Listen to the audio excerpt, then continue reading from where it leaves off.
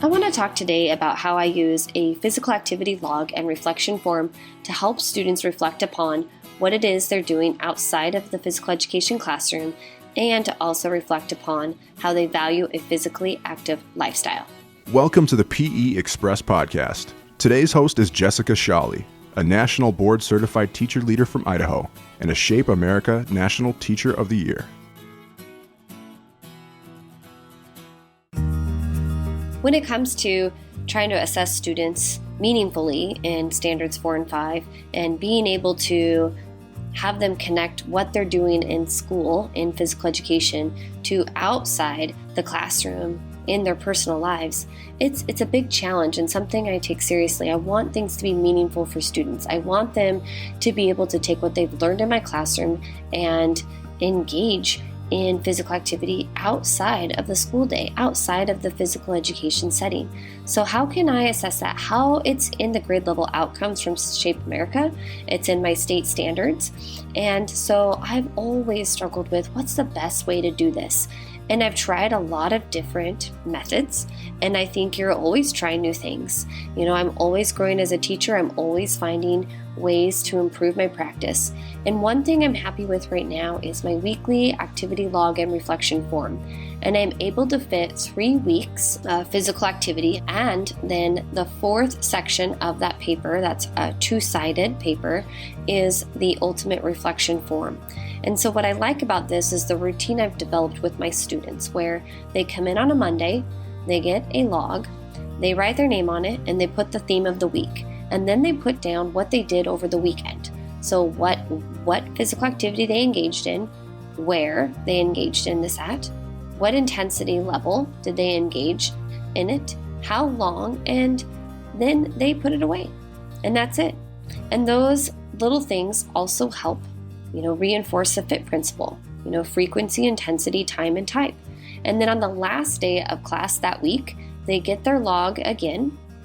And I just set out my pencil holder can of pencils, and I set the logs on the ground, and they come out of the locker room, they find their log, and they fill it in for what they've done during the week outside of PE. And again, what did they do, how long, where, what intensity level, and then they put it away in the hanging file folder. And so it makes for a really simple routine. And I know the papers that are still lying there, those are the students who are likely absent or who have forgotten to complete their form. As students turn them in, I'm able to take a quick peek at them if I have time. And then they're walking and talking around the gym, waiting for the music and the warm-up time to begin. So it's a really simple process. And they do that for 3 weeks. And then the last section of that handout is their reflection form.